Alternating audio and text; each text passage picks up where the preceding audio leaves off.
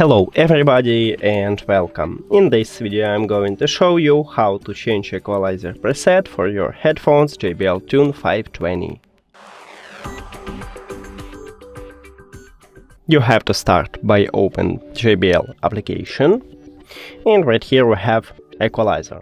So you have a few options how to change Equalizer presets. You can just scroll it right here by click at these arrows here, or you can click at the equalizer, and right here we can see all available presets for us. And now just click at the best one for you. Let's say I prefer vocal, and that's it. You can go back if you want to. We did it.